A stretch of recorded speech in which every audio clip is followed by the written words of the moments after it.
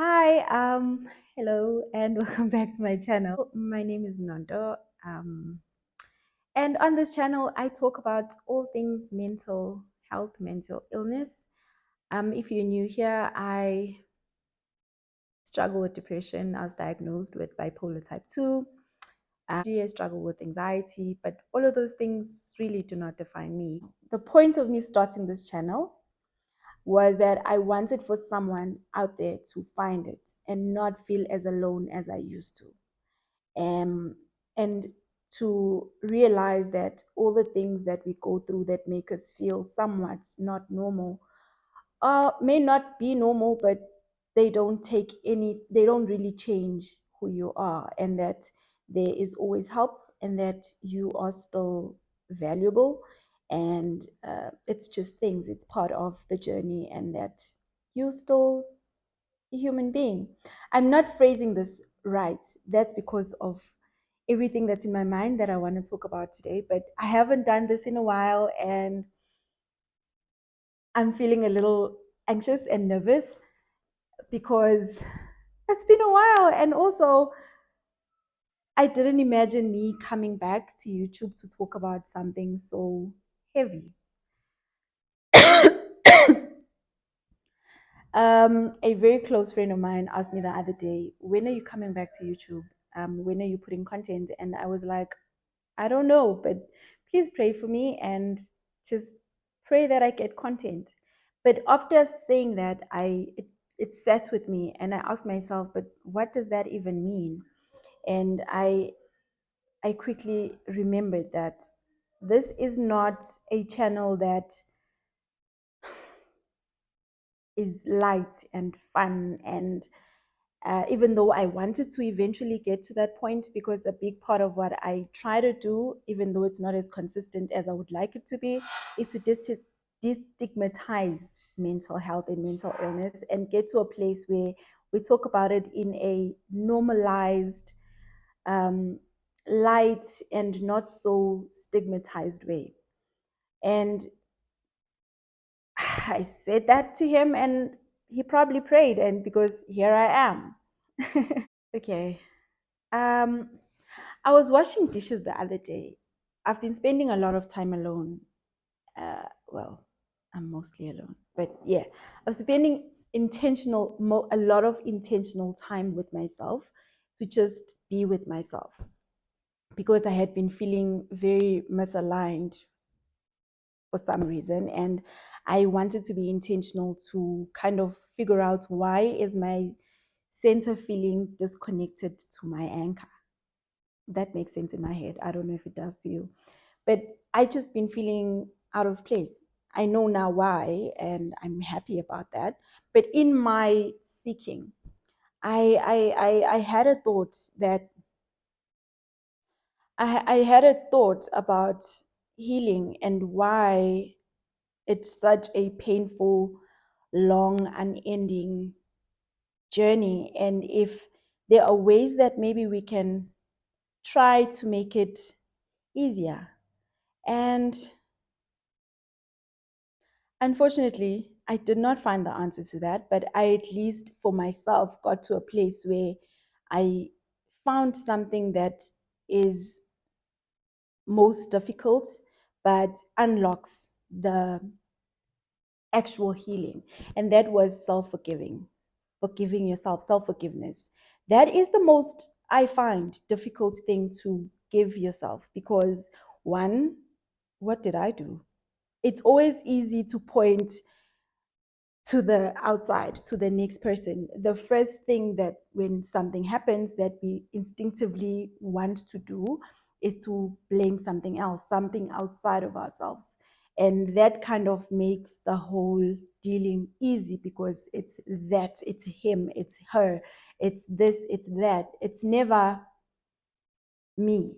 And I think it's very important for us to get to a place where we are able to sit with ourselves and acknowledge the parts that we've played in whatever has caused us harm and pain and trauma and whatever. This is a very controversial thing to say, especially because of what I want to talk about. I was, if you've watched my previous video, I spoke in detail about how I was sexually assaulted when I was a child. I was a minor, I was a baby, I was around 5, 6 years old, and this was done. Oh my God, I'm smiling as I'm talking about this. This was done by, maybe it's my way of, I don't know. This was done by a family relative, and lost my train of thought. And I was in no position to make decisions. I was in no position to really know what's right and what's wrong. But as I grew older, and that made, like, I started understanding that actually that was done to me was wrong. I was actually raped, and I was raped by someone that was supposed to protect me, and that then started eating off of me, and then the depression and whatever, and then started therapy, and it started getting easier to make sense of it and being okay. And if you ask me any day how I feel about it, until this week, I was gonna be like, I've dealt with it. I'm okay. It's something that happened, and it's I'm fine. Well, you never really get over being raped. You never. That's a sexual violation. That's someone taking something from you forcefully. Your body, your it's just, you never really fully get over it. But if you were to ask me last week, if you had asked me last week, how does this make you feel? I would have just said, well, I've dealt with it. But it's such a layered thing that if you carry on doing the work and healing and speaking and spending time with yourself, I have realized how it continues to spill over to other things, other parts of my life that I wasn't really aware of. I'm gonna go back to the self-forgiving thing because I'm off ramping. Um, I then started doing therapy and getting to a place where I was okay. That okay, that happened, and well, and I got to a place where I made peace with that, and I was fine. And when I talk about it, I don't cry. Like, I'm not crying now. It doesn't make me feel in any way. I'm able to enjoy sexual relations. I'm able to, and without it coming back like it used to in the beginning. I'm just fine. But then there was a point in my life where, because when I was being sexually assaulted, when I was being raped by someone that's in a family relative, I don't feel like I can call them my uncle or distant uncle or whatever, because it's just, nah. It didn't happen once. It continued to happen. So I got to a place in my life where I was like, okay, it's fine. It happened. I'm okay. But how stupid can you be? How can you, saying this to myself now, how do you go back to someone over and over every time they call you to do this to you? You go, and then they do that. They tell you not to tell anybody, and you don't. And then it just goes on and on and on and on and on. And I would then say to myself, oh man, I was a child. I didn't know any better, which is true. But then along those lines, I could not really get over the feeling of, but how stupid can you be?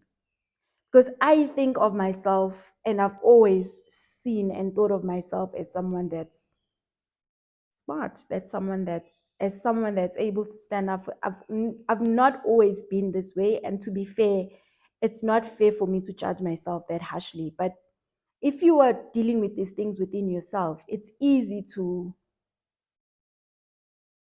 make yourself, and that's also from something else that's happened that I've been through, that I'm someone that tends to be very harsh with themselves. I judge myself a lot. I'm very self-critical, and I'm dealing with all of those things. And I think it then spilled over into this conversation that I was having with myself and continue to have with myself. And then this past week, I then had this very irritating, almost annoying tug in my heart about forgiving myself, forgiving that little girl for not knowing any better. And I was washing dishes and I broke down, and I want to cry now again. I cried because honestly, I didn't know any better. I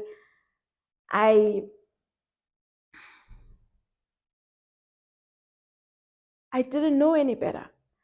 I was scared, and I was made to be scared. I was made to feel like I had done something wrong when I didn't. And today, now,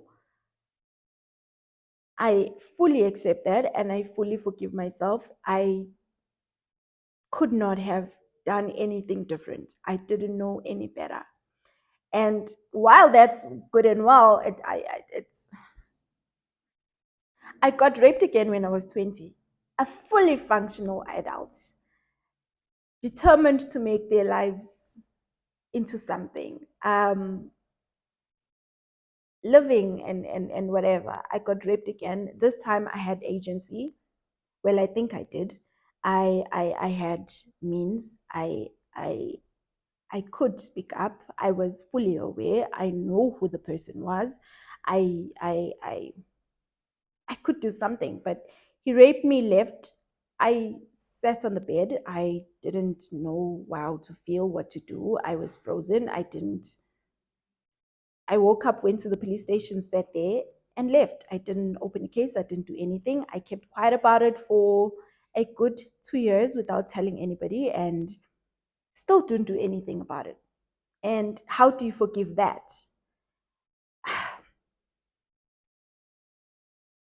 That's not part of the adult rape, isn't part of why I'm making this video. But I'm in a process of really getting to a place where I understand why I do the things that I do, why I react the way that I do, why I am the way that I am. And just to start it off from that little girl that had her innocence stripped off of her, and she could do absolutely nothing about it, because at the time it seemed like I had nothing. I couldn't do nothing. I couldn't say anything to anybody.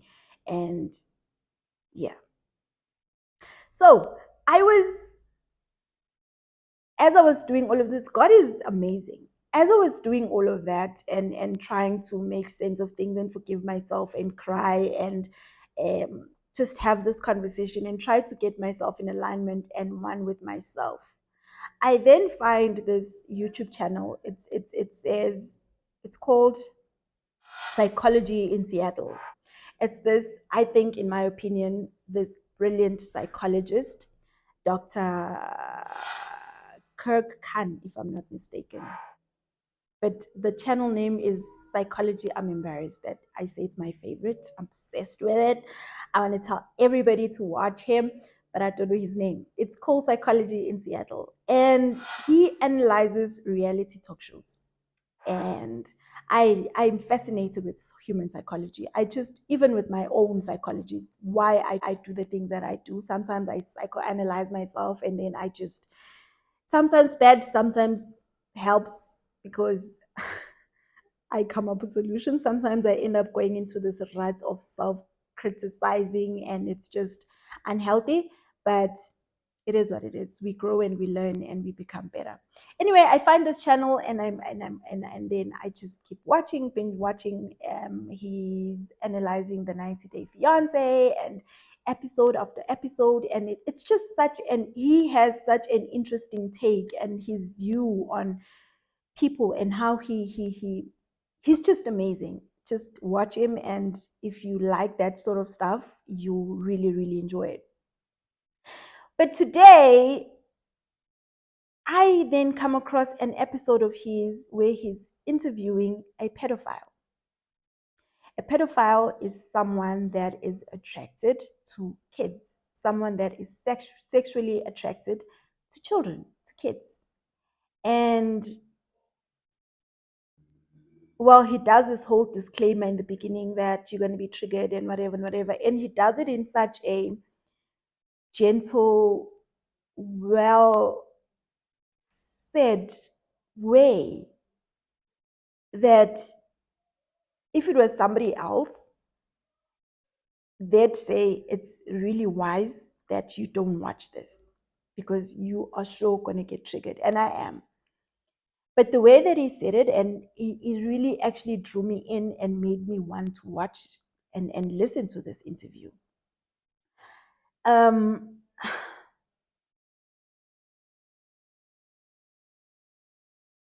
I think what I got from this interview is more than being triggered, is comfort in a very unexpected way. I think that there are people that really just find themselves attracted to children, and that is wrong. It's the most horrible. And I can imagine someone that feels that way, that they're not attracted to adults like themselves, but they find sexual attraction to little children. That's like gross. That's especially from someone that has been abused and sexually